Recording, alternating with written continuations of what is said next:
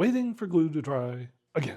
All right, the glue is drying. I left it for a good 2 hours, 3 hours with the weight on it. So it's set up enough that I can just flip it over and keep going with some other work. You know, full 24 hours, but it's not going to move. So we got to make our Elevon attachments.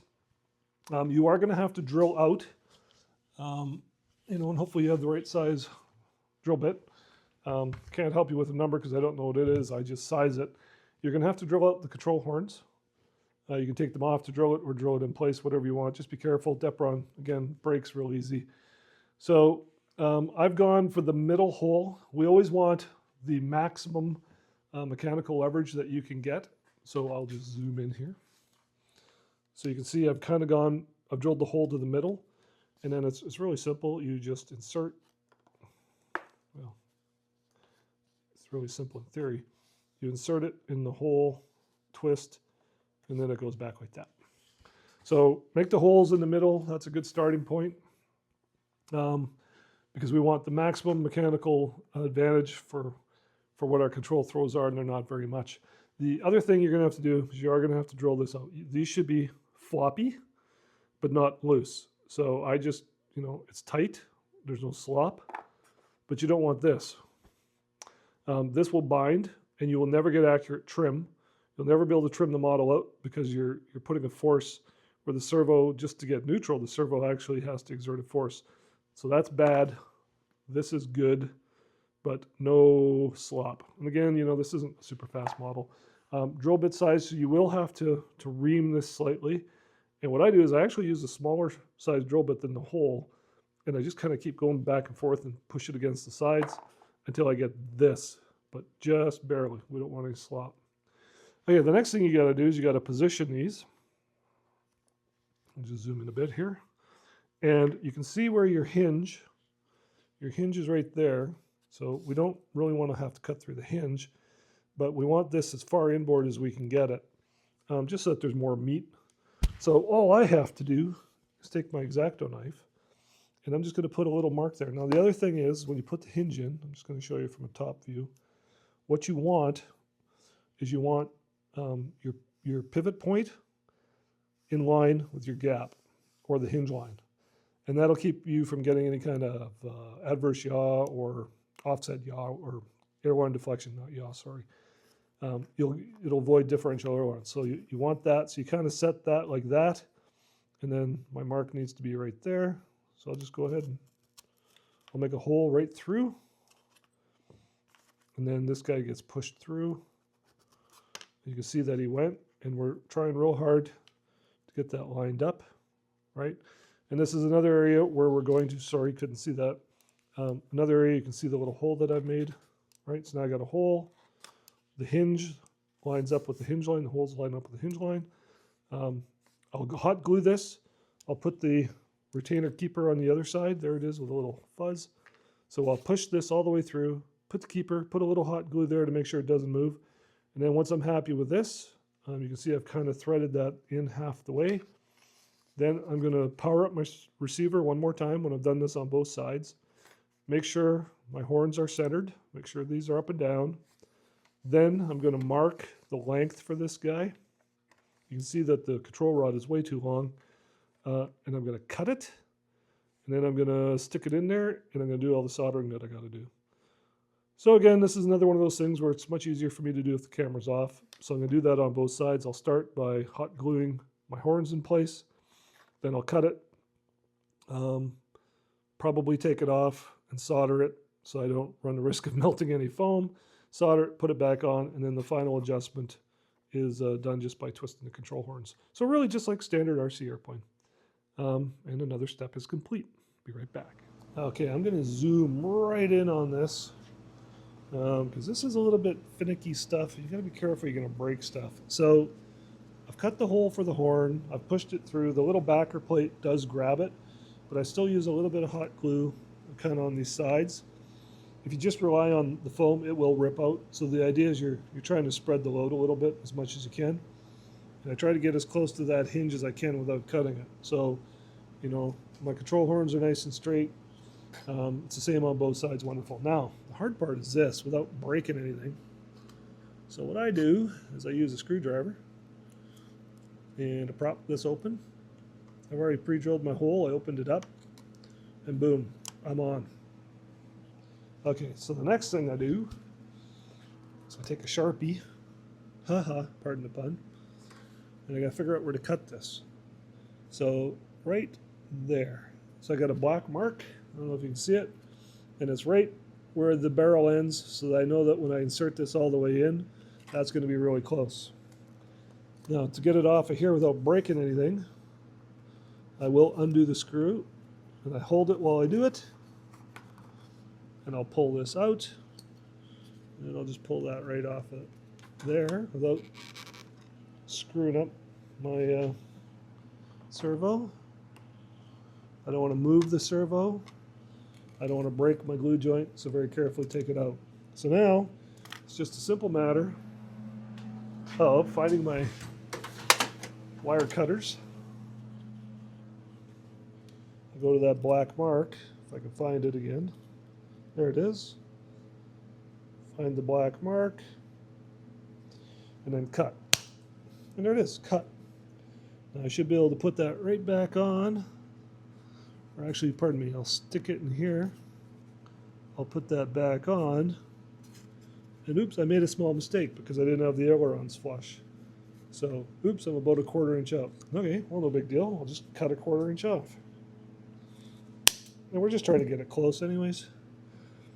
So, getting our aileron flush, sticking this in here. I'm still too long. Okay, we'll just cut a little bit more off. And you know what? If you got to do this 2 or 3 times, it's better to cut off because you're long than to be short because you can't exactly just weld it on. So there I am. I'm getting much, much closer. So that's good enough. The rest of this I can, I can do this. I can turn this thing, right? And there, that's fine. You can see that I can adjust this to get exact, precise stuff. So that's good. So now what I'm going to do is I'm going to take it all off of here. I'll pull this off again carefully. Sometimes you got to use a screwdriver to kind of pop that off. There we go. All right, and I'll use a screwdriver again here.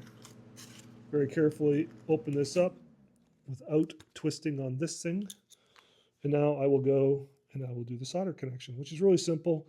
Put your flux on here. Get your like a 40-watt soldering iron really hot. Heat this, touch the solder there. It'll suck it in and you're done. Bring it back. Again, with all the respect in the world, I have no idea everybody's background. I don't know if you guys know how to solder.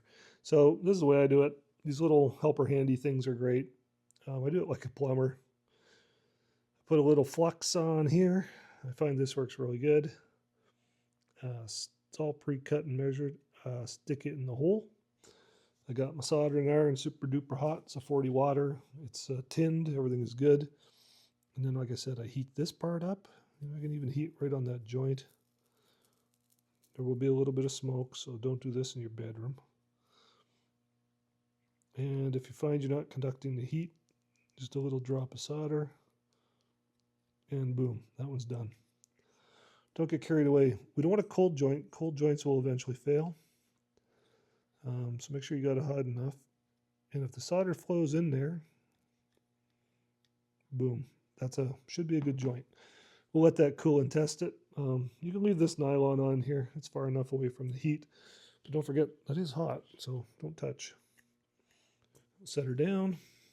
Get the next one ready. We'll just dip her in our flux. Put it in a hand. Stick the other part in a hand. Stick the two of them together. Make sure that it's all the way in. Reasonably straight with the little hands. That's what they're here for. They're supposed to be helping, not hurting. And again, same thing. Oops, that's not what I want. So we'll go underneath this time. Heat her up. We'll touch with solder. And when it soaks right in there, that's when you know you got her. That's pretty good.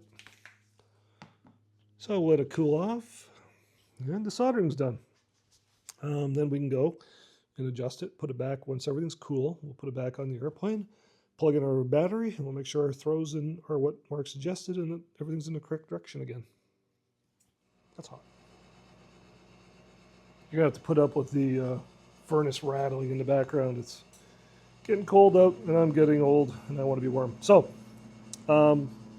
delicate stuff now that we've got control surfaces hooked up. I've powered up the airplane, so I can test things. And what we really want to see, you can kind of see the gap there, and you can see the angle of deflection there.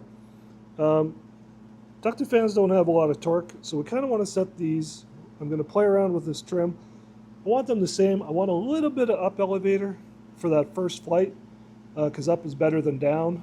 And deltas generally need like just a touch of reflex. So that looks about right. I mean, that is just the tiniest little angular difference. That one's too much. So I'm going to go ahead and fiddle with those. But the other thing I'm going to show you is I'm going to flip her over. As soon as I get the camera set up, I'll just flip her over. Whoa, we're getting close. Right? And now double check those controls. So Mark said he gave you the card. And what does the card say here again? I do believe he said 1 inch, 1 inch up, 3/4 inch down. What's an inch? I don't know. So we take our ruler, and all you really got to do is you just got to hold it there so you can see, and then go up. Okay, so we got a 1/2 inch. So right now I'm on low rates. I haven't even programmed my rates. So I'm going to go in there and make sure I got more rate. I'm going to go play with my radio for a second, and I'll be right back. And when you're taking these off to make these adjustments, this is probably the hardest part to do without breaking anything. So you got to use a screwdriver to kind of prop them open. Don't twist on the foam, you just break it. So this guy was a little too long, so we'll just shorten them up 2-3 turns. I'll do the same thing. I'll just open it up with a screwdriver. Line it up on the hole and just let it get in. So now we're pretty close. I had to adjust that guy a little bit. All right, now let's see what we got here. So I adjusted, they're both about the same. I got my ruler, the bottom of the aileron's at 3 inches, and we're just shy of 4 inches. So there's my 1 inch to throw up, and I got about 3/4 inch down. So that's on high rates for me. So there's low rates, there's high rates. Low rates, same with the aileron, right? I got. So that's pretty close to what Mark said, and I'll testify that. The other important thing is make sure your trims are actually at 0. So my trims are 0, 0 on the aileron trim, 0 on the elevator. So if everything is nice and square and it's all the same, and they're deflecting up, make sure you're in the same holes on both sides, front and back, because we don't want to introduce a roll when we pitch. We want those identical. So when that's all done, that's ready to fly. The only thing left to do now, I'm happy with this, is we got to finish off the hatch. So let me set everything up for gluing the hatch, and we're almost done.